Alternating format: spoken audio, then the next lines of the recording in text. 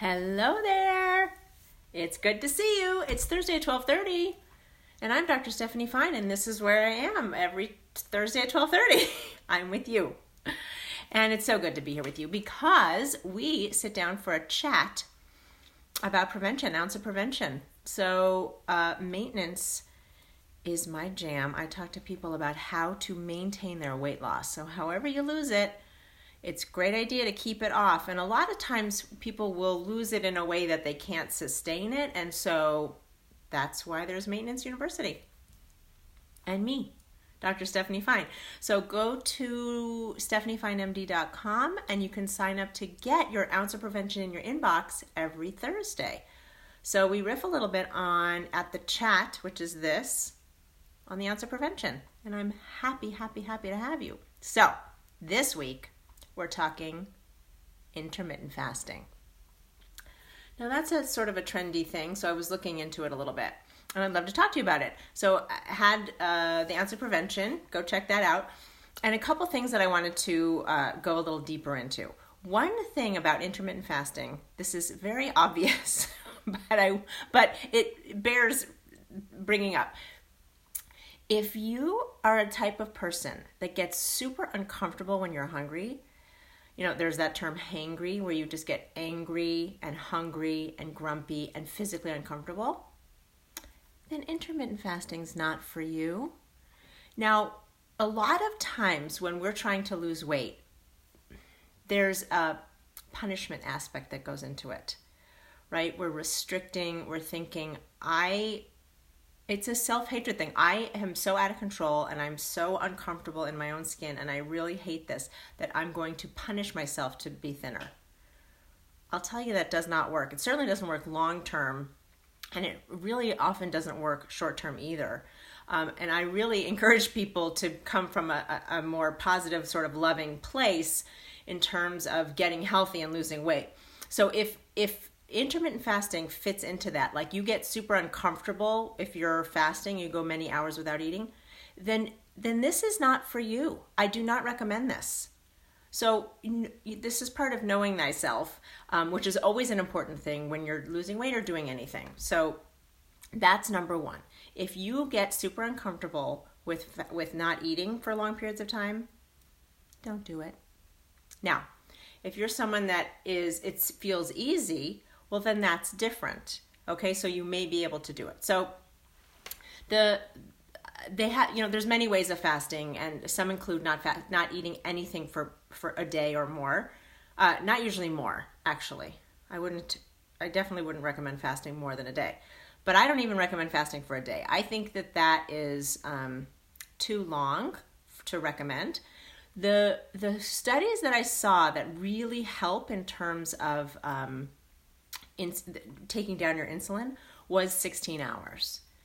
So if you want to try this, you may want to work your way up to 16 hours. What that means is that you're eating in an 8-hour window. Okay, and I mentioned this, and the study they did showed that it was an earlier time. So it was 7 a.m. till 3 p.m. It's not 12 noon to 8 p.m. And the reason why it's not that is because it can affect your sleep.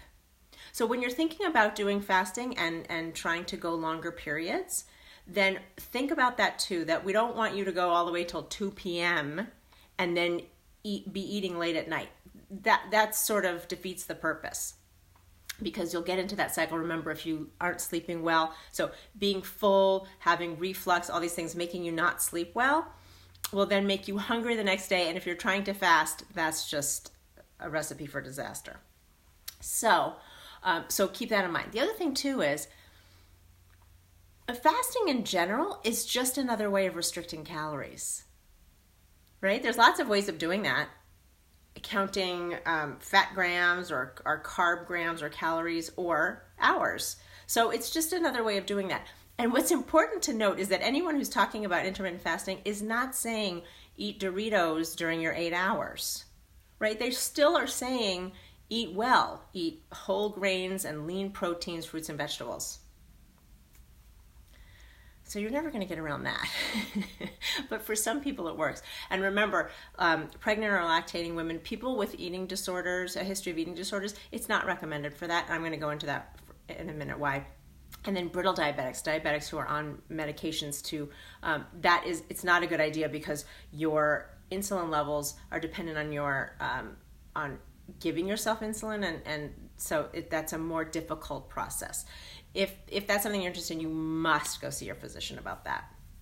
So the eating disorders issue is, and this goes with if it's difficult for you to fast, if you get physically uncomfortable, it's not a good idea. It can absolutely trigger eating disorder behaviors, especially if you have a history of it. So if you were anorexic and restricted a lot for yourself, this kind of thing would bring up a similar feeling. And if you are someone who was binge eating, then not eating for a long time, being very hungry can set you up for a binge. So you need to know yourself.